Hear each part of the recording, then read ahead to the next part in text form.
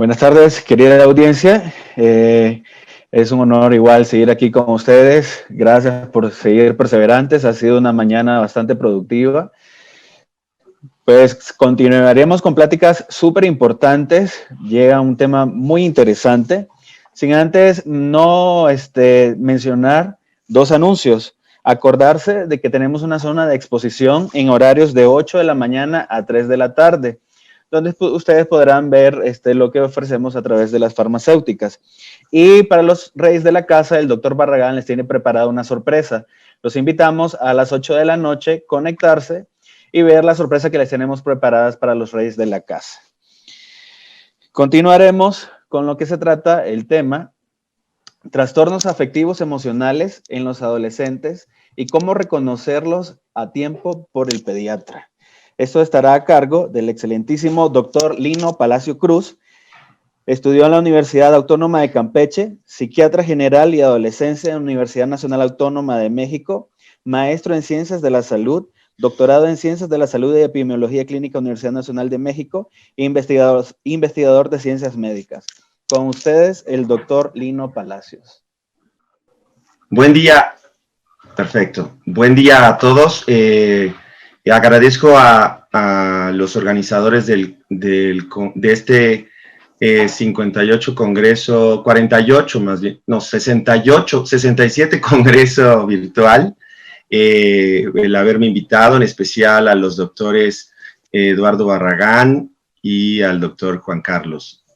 Bueno, pues el día de hoy voy a tener 20 minutos aproximadamente, quizás un poco más, para poderles compartir algunos aspectos que tienen que ver con los trastornos afectivos emocionales en los adolescentes y cómo reconocerlos a tiempo por el pediatra. En realidad, si alguien estuviera interesado en parte del trabajo que hemos realizado dentro del grupo en el Instituto Nacional de Psiquiatría, les comparto esta liga de ResearchGate, en donde pueden encontrar algunos artículos relacionados con lo que voy a hablar. Bueno, pues en esta época de pandemia, pues es muy reconfortante poder estar de alguna manera en contacto con los buenos amigos. Yo quisiera, antes de empezar, pedir, y me voy a tomar un minuto para aquellos que están interesados, aquí comparto un código QR de una encuesta que nosotros estamos haciendo actualmente para evaluar el impacto, afrontamiento de la pandemia por COVID-19 en niños, adolescentes y adultos jóvenes. Si no pueden alcanzar a ver a tomarle al código QR, esta es mi dirección de Twitter. Bueno, entrando ya en tema, les decía yo, tenemos tiempo limitado. Yo quiero hacer algunas precisiones que yo creo que son muy importantes y sobre todo cuando me dan la oportunidad, como en este momento, de poder hablar con ustedes, médicos que se dedican a la atención en niños y adolescentes, porque la importancia de la salud mental. Si nos centráramos en especial en la adolescencia, sabemos que 1 de cada 6 personas tiene entre 10 y 19 años. En especial, la mayor proporción de seres humanos que están en esta etapa viven en países de bajos y medianos ingresos, casi el 90%. Los trastornos mentales representan el 16% de la carga mundial de enfermedades y lesiones en personas de 10 a 19 años. La mitad de los trastornos mentales comienzan a los 14 años, pero la mayoría de los casos no se detectan ni se tratan. Para mí es importante señalar y resaltarles que la depresión es una de las principales causas mundiales de enfermedad y discapacidad entre los adolescentes. El suicidio es la tercera causa de muerte en jóvenes de 15 a 19 años y la mayor parte de las veces este desenlace muy desafortunado pues de alguna manera viene antecedido por otros fenómenos como los trastornos afectivos, en especial la depresión. La promoción de la salud mental y la prevención de los trastornos mentales son clave para ayudar a los adolescentes y a los niños, sin duda, a prosperar. Entonces, bueno, de acuerdo a la encuesta nacional de epidemiología psiquiátrica en México en adultos, sabemos también que 1 de cada 10 mexicanos con algún trastorno mental han recibido atención en salud mental. Solamente 1 de cada 10 mexicanos con un trastorno en salud mental. 1 de cada 5 con 2 o más trastornos y 1 de cada 10 con 3 o más trastornos. Entonces, este concepto en donde de pronto hablamos del sobrediagnóstico, al menos en nuestro país, no se sustenta. Por eso es tan importante el reconocimiento temprano. Es importante entender la salud mental como un fenómeno visto de manera longitudinal, de tal manera que lo que yo veo en este momento tal vez no es lo mismo que alguien más puede ver en 6 meses o en un año. Esto es a lo que nosotros le llamamos curso longitudinal, y existen cursos dentro de este curso longitudinal de la psicopatología que podemos hablar de un curso homotípico o un curso heterotípico. Esto más bien se relaciona con, por ejemplo, aquellos pacientes que pueden iniciar con un trastorno de ansiedad, pasan por un trastorno afectivo y así continúan en la adultez. Ese sería un curso homotípico, pero un curso heterotípico podría ser alguien que más bien se relaciona con un trastorno de conducta en etapas tempranas y después aparece un trastorno depresivo, es decir, son dos grupos de padecimientos que de alguna manera se relacionan, pero no son iguales. Entonces es muy importante entender estos cursos, de tal manera que cuando nosotros hacemos una intervención temprana, y por eso esta plática es dirigida a profesionales de la salud que tienen el primer contacto con niños y adolescentes, es tan importante la detección y la sospecha temprana, porque eso puede ayudar a mejorar el pronóstico, de tal manera que cuando nosotros no hacemos este diagnóstico de manera temprana, es decir, de manera tardía, en México aproximadamente se considera que aproximadamente tardamos de 7 a 9 años en poder hacer un diagnóstico correcto de un trastorno afectivo, porque pensamos que los niños y los adolescentes no se pueden deprimir y que esto es un fenómeno más bien de los adultos, y que cuando los adolescentes se deprimen, por ejemplo, es un tema que es propio de su edad, pues esto lo que hace es que el pronóstico se ensombrece, de tal manera que en el caso de estos modelos de trastornos afectivos, existe una mayor probabilidad de resistencia al tratamiento, existe una mayor probabilidad de que cada episodio sea más severo, existe una probabilidad de que los episodios que vayan apareciendo a lo largo de la vida ya sean independientes, es decir, no se relacionen con algún evento estresor. En México, por ejemplo, sabemos que los trastornos de ansiedad y los trastornos del estado de ánimo van muy de la mano, y que cuando alguien presenta un trastorno de ansiedad, que es de los padecimientos que con mayor frecuencia se presentan en edades muy tempranas, eso predice casi 2 veces más el desarrollo de un trastorno del estado de ánimo. Es cierto que de pronto estos trastornos del estado de ánimo pues también se relacionan con trastornos de conducta y con el consumo de sustancias.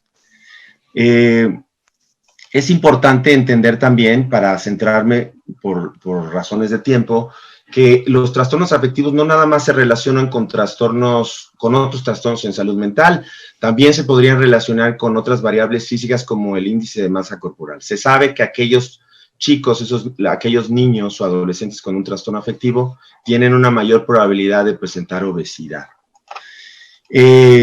¿Cuáles serían las características más importantes o las características que con mayor frecuencia podríamos observar en alguien en etapas tempranas? Uno pensaría que los trastornos afectivos se presentan igual que en los adultos en cuanto a expresión sintomática, y eso en realidad dista mucho de lo real.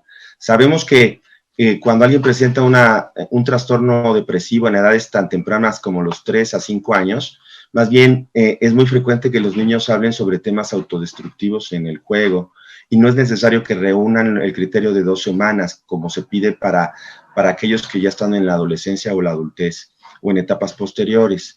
En etapa escolar, más que presentar tristeza, hay una dificultad para verbalizar esa tristeza, y por tanto hay mayor irritabilidad y más expresión de síntomas somáticos, es decir, hay mayor expresión de dolores de cabeza, dolores de estómago, sin una causa aparente. Los chicos en una etapa posterior con mayor frecuencia muestran aburrimiento y ganas de escapar de casa, y aquellos que llegan a la adolescencia nuevamente tienen mayor irritabilidad, y pueden haber síntomas que nosotros llamamos atípicos, como incremento en el apetito más que una disminución, y problemas de sueño en el día a pesar que durmieron en apariencia adecuadamente durante la noche. Hay algunas otras características que nos pueden hacer o que nos podrían alertar sobre un trastorno afectivo. Los niños, por ejemplo, cursan con más síntomas ansiosos, como ya les dije, más quejas somáticas, irritabilidad y problemas de conducta. Los adolescentes cambian de pronto de manera súbita y de manera muy, muy drástica sus hábitos. En ellos pueden empezar a haber ideas o conducta suicida mucho más visible, aunque los niños también lo podrían presentar. Y es muy raro que en los niños y en los adolescentes existan síntomas psicóticos. Y cuando estos síntomas psicóticos se presentan, estamos pensando realmente en un trastorno depresivo mayor grave, que muchas veces se puede relacionar con el inicio de un trastorno bipolar. De tal manera que, insisto, para subrayarlo, pues los niños y los adolescentes con depresión o con trastornos afectivos, pues hay un deterioro en su funcionalidad social, o sea, hay dificultades en su relación con pares, los episodios son recurrentes, hay menos logros académicos, hay un riesgo incrementado de suicidio, y bueno, pues a la larga, si estos trastornos afectivos no se atienden, cuando llegan a la adultez, pues hay más dificultades en su desempeño, por ejemplo, hay mayor probabilidad de desempleo. Los niños, insisto y resalto, para mantener en mente las características que podrían presentar y que podrían hacernos sospechar de un trastorno afectivo, los niños presentan más datos de una ansiedad por separación, más síntomas somáticos, lo resalto, más asociación con fobias, más problemas de conducta, y cuando se presentan los síntomas psicóticos, que pueden ser alucinaciones auditivas, esto nos habla de una mayor gravedad. En los adolescentes, resalto, es muy frecuente observar irritabilidad o síntomas atípicos con un patrón también estacional, es decir, con mayor prevalencia de trastornos afectivos en épocas de invierno. Es importante también tomar en cuenta cuando evaluamos o cuando sospechamos de un trastorno afectivo, pues aspectos que tienen que ver con el neurodesarrollo.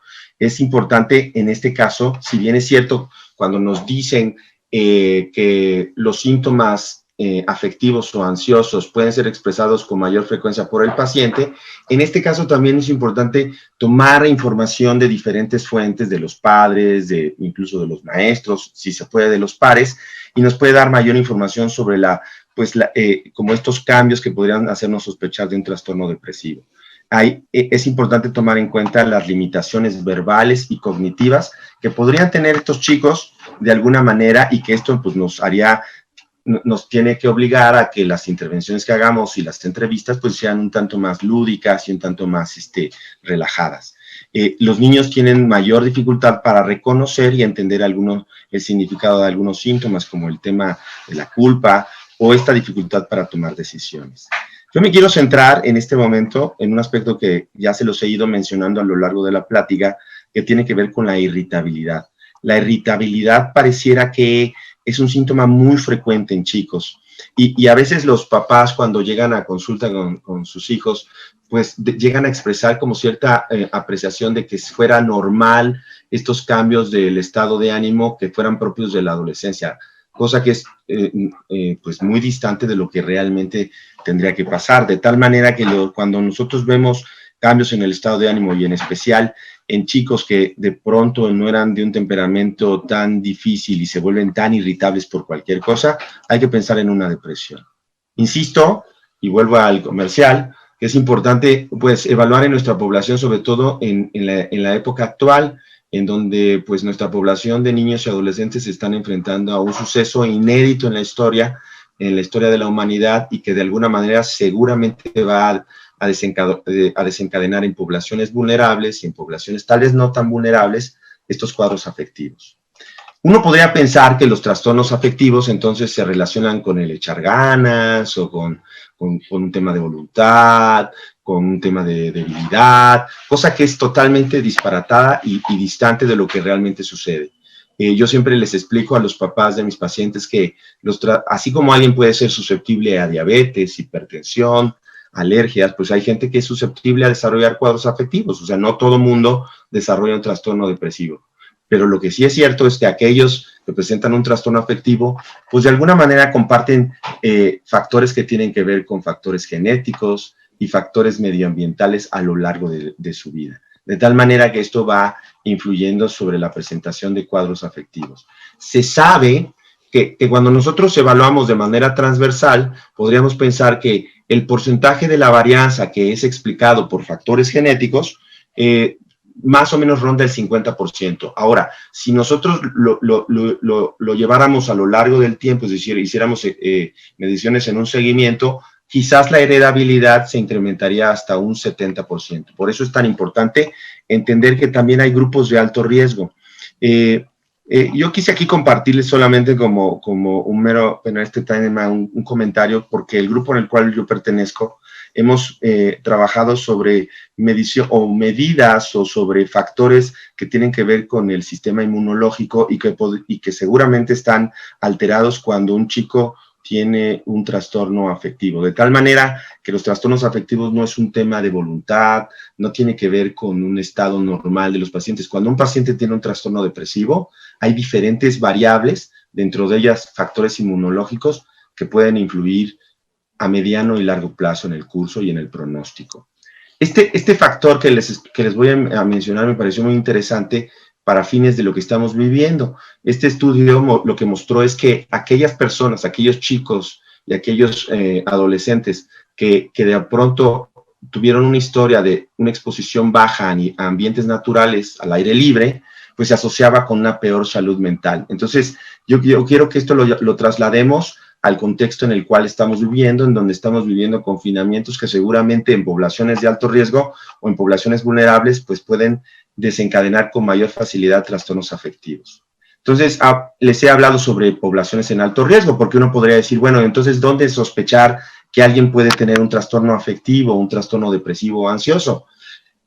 Sabemos que hay seres humanos que están más en riesgo que otros seres humanos. Y en salud mental, como seguramente en muchas otras áreas de la salud, hemos entendido que hay poblaciones que tienen un riesgo mayor. ¿Cuáles serían estas? Bueno, entendemos que los familiares de primer grado son poblaciones que pueden tener mayor probabilidad de desarrollar un trastorno afectivo. De tal manera que cuando uno es familiar de primer grado de alguien con un trastorno depresivo, uno está 3 veces más con mayor riesgo de desarrollar un problema depresivo. Es decir, si nosotros sabemos que en las familias que evaluamos existe un historial de personas que han sufrido depresión, en nuestros pacientes pediátricos, niños y adolescentes, la probabilidad de encontrar un trastorno depresivo y en especial aquellos chicos que muestran quejas somáticas, irritabilidad, es mucho mayor.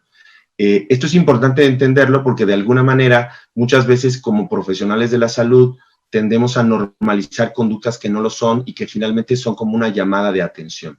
Y también es cierto que entre más temprano inicie un trastorno afectivo, los siguientes episodios son más recurrentes, o sea, son más, pues de alguna manera son más frecuentes y además tienen una duración más larga y son más difíciles de tratar. Yo siempre les digo a la gente con la cual yo colaboro o con quienes yo he participado en su enseñanza, que cuando nosotros presentamos un primer episodio depresivo, independientemente de la edad, y eso está demostrado en la historia natural de cuando se ha estudiado un episodio depresivo, cerca del 70% de nosotros, si tenemos un trastorno depresivo o un episodio depresivo más bien, con, sin y a pesar del profesional de salud, vamos a recuperarnos. El problema es que si no lo detectamos, la probabilidad de cronicidad y la probabilidad de tener nuevos episodios y más resistencias al tratamiento es mayor.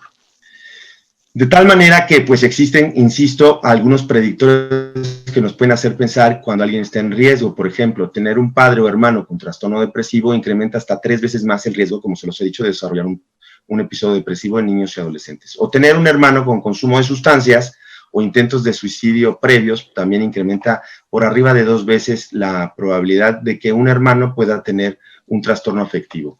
Este trabajo que les voy a presentar rápidamente tiene que ver con un estudio que se hizo de 30 años, fíjense, es un estudio de corte en 3 generaciones, en donde se demostró que cuando tú tienes un papá con depresión, ¿no?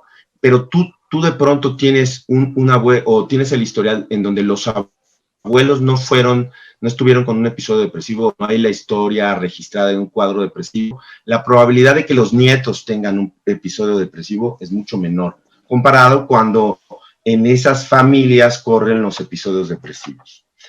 Entonces, bueno, rápidamente, solamente esto es para señalar y concientizar, más que hablar sobre riesgos poligénicos, que no es el tema del día de hoy, sobre la importancia de entender que un trastorno del estado de ánimo no es cualquier cosa y que los trastornos del estado de ánimo se asocian con diferentes variables que van, ya lo dije, con incremento del peso, con problemas cognitivos posteriores, con incremento en el riesgo de consumo de sustancias, con problemas cardiovasculares en edades posteriores, con problemas a nivel del aprovechamiento académico. Entonces, pues es importante esta diapositiva lo que nos muestra es la relación que hay con diferentes desenlaces y con diferentes desenlaces cognitivos también.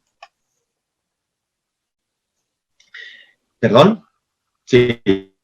Entonces, existen algunas consideraciones en cuanto al tratamiento, y es a donde yo quiero terminar mi charla, porque como lo digo aquí, porque es mejor tratar que no tratar, especialmente cuando lo pensamos de manera temprana y oportuna. Entonces sabemos que cuando un niño, en especial un adolescente, tiene un trastorno depresivo, existen, y tenemos la oportunidad de diagnosticarlo y de tratarlo. Insisto, esto no nada más confiere a los profesionales de la salud mental, sino esto confiere al primer nivel de atención, en donde están incluidos los pediatras y los médicos generales y los médicos familiares. Entonces, en un primer episodio, bueno, tenemos que pensar que hay 3 fases: la fase aguda, la fase de continuación y la fase de tratamiento. La fase aguda es la primera etapa que puede abarcar 12 semanas, y aquí quiero resaltar algo. Sabemos que en población adulta, una vez que iniciamos un tratamiento a dosis adecuada por tiempo adecuado, tendría yo que esperar al menos de 4 a 6 semanas para empezar a ver efectos. En población pediátrica puede ser que estos periodos sean mayores, incluso de 10 a 12 semanas. Por eso es tan importante entender esto. Es decir, en los episodios depresivos tenemos que tener paciencia, sí vigilar a nuestros pacientes, sí evaluar que no haya factores de riesgo, síntomas psicóticos, ideación suicida, conductas autolesivas, pero en realidad tenemos que esperar, y esto es lo que tenemos que transmitirle a los familiares de nuestros pacientes y a nuestros pacientes también. Una vez que ellos responden, ellos tienen que mantenerse por un periodo de 6 a 12 meses. Y aquí viene un tema que la verdad seguramente alguien lo puede preguntar: ¿cuánto tiempo tengo que mantener un tratamiento? Lo que sabemos es que al menos para un primer episodio depresivo, una vez que haya respuesta al tratamiento, que es definido por al menos una disminución en las escalas aplicadas de al menos un 50 o más porcentaje en la severidad de los síntomas, tengo que esperar al menos de 6 a 9 meses. Y a partir de eso puedo yo empezar a disminuir la medicación. Ahora, es muy importante también entender que no nada más, aunque si bien es cierto, el tratamiento farmacológico es un aspecto importante en el tratamiento, también es cierto que en episodios leves, en especial, ya no diré los moderados, porque ahí tendríamos que tratarlos como los graves, de acuerdo a la evidencia actual. Episodios leves podríamos iniciar con un tratamiento psicoterapéutico, el cual yo sugiero que se le dé un lapso de 1 a 3 meses. En caso de no haber una respuesta adecuada, uno tiene que pensar en pasar al tratamiento combinado, que lo que se ha demostrado es que es uno de las opciones de tratamiento más efectivas. Aquí hay un aspecto que también es importante de tomar en cuenta cuando hablamos de poblaciones pediátricas, porque en realidad hay ciertos sistemas como el sistema noradrenérgico que teóricamente no está del todo maduro. Por eso es que hay medicaciones como antiguamente los tricíclicos o los antidepresivos y ahora llamados mixtos, que son noradrenérgicos y serotoninérgicos, que pareciera no tienen un nicho en esta población, puesto que el sistema noradrenérgico de alguna manera no está del todo maduro hasta llegar a la adultez. Entonces, existen 2 opciones de tratamiento y tengo 5 minutos, entonces quiero ir un poco más rápido al respecto y quiero centrarme en dos medicamentos. Uno es fluoxetina y el otro es escitalopram. Si bien es cierto, puedo utilizar otras opciones de tratamiento que están dentro de los inhibidores de recaptura de serotonina. Esos son los que tienen mayor evidencia, y en el caso de fluoxetina está aprobado para niños y adolescentes, y en el caso de escitalopram más bien, está aprobado para adolescentes. Entonces, es importante tomar esto en cuenta. Y es importante vigilar el tratamiento a mediano y largo plazo. Yo siempre le digo a los papás que la fase más difícil en cuanto al tratamiento tiene que ver con cuando el paciente se siente bien, porque cuando se siente bien es cuando empieza a haber inconsistencias. Entonces, esta es la parte de reto que yo siempre alerto a los familiares y alerto a los niños y en especial a los adolescentes sobre que es cuando tienen que redoblar con mayor fuerza e intensidad su apego al tratamiento. Lo que también es cierto es que cuando ya estamos en la fase de disminución, de pues, o de suspensión al tratamiento, porque eso es el tema que estoy mencionando. A veces los adolescentes se sienten bien y suspenden el tratamiento, entonces las recurrencias pueden ir hasta de un 60%. Entonces es algo que tiene que también señalarse. Existen algunos aspectos que nos podrían predecir en quién tengo que mantener más el tratamiento. Por ejemplo, si ya hay el historial de episodios depresivos previos, el ser de sexo femenino parece ser que confiere mayor riesgo de recaídas, entonces hay que mantener mayor alerta. El inicio más temprano, se sabe que entre más temprano inicia un cuadro afectivo, hay una mayor carga biológica y mayor independencia de factores medioambientales. Y, bueno, la conducta suicida, el cursar con otros trastornos afectivos como la distimia y trastornos de personalidad de información, además de la disfunción familiar. Como ya les decía, ¿cuánto tiempo debe de durar el tratamiento? Al menos, si es un primer episodio, de 6 a 9 meses. Si son 2 o más episodios, al menos tengo que pensar en un lapso de 2 años o más.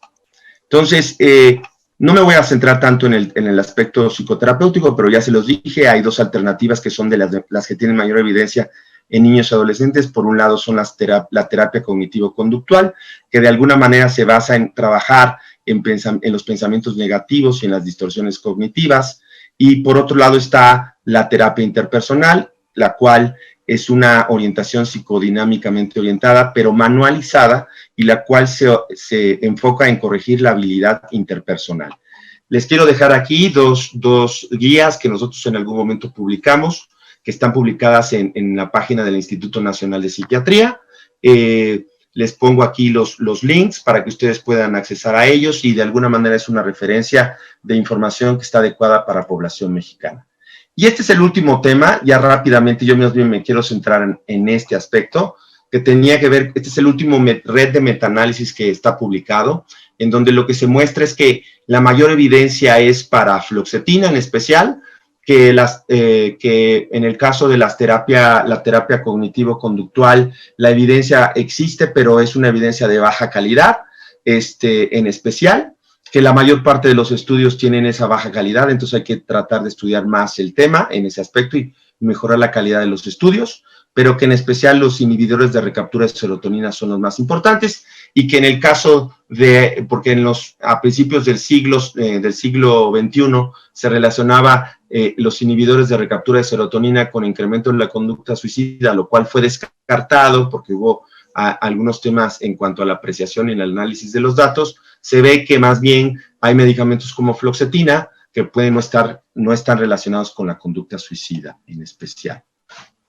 Entonces, bueno, me quiero centrar porque ya estamos en tiempo y a llegar a las conclusiones. Concluyendo, doctor. Sí, exacto, estoy en las conclusiones. Muchas gracias, llegué a tiempo. Entonces, bueno, las conclusiones son que los trastornos afectivos pueden iniciar a edades tan tempranas, antes de los 5 años de edad, que la depresión es la principal enfermedad mental en los adolescentes con mayor asociación a conductas autolesivas, que la evidencia científica médica indica que la fluoxetina y el escitalopram, en el caso de la fluoxetina en niños y adolescentes y en el caso del escitalopram en adolescentes, son los que tienen mayor evidencia y han mostrado efectividad y seguridad para niños y adolescentes, que los tratamientos psicosociales aprobados son la terapia cognitivo-conductual y la terapia interpersonal. Y aquí quisiera resaltar algo, y aquí me voy a detener, es que es importante trabajar en la modificación de estilos de vida, es decir, ejercicio 30 minutos al día, todos los días de la semana, cuidar las variables de sueño, que ya se ha hablado en el Congreso, y el aspecto de la alimentación. Y que el tratamiento combinado es el que tiene mayor evidencia y efectividad. En realidad, quisiera yo ya más detenerme aquí con esta diapositiva, nuevamente hacer el comercial sobre que puedan participar en contestar esta encuesta. Esta es mi dirección de Twitter. Y bueno, pues yo les agradezco en especial al doctor Eduardo Barragán, al doctor Juan Carlos García, que me hayan invitado a esta experiencia online. Y bueno, pues para mí ha sido un honor el haber sido invitado, y yo les agradezco mucho a todos ustedes su escucha y que la fuerza los acompañe.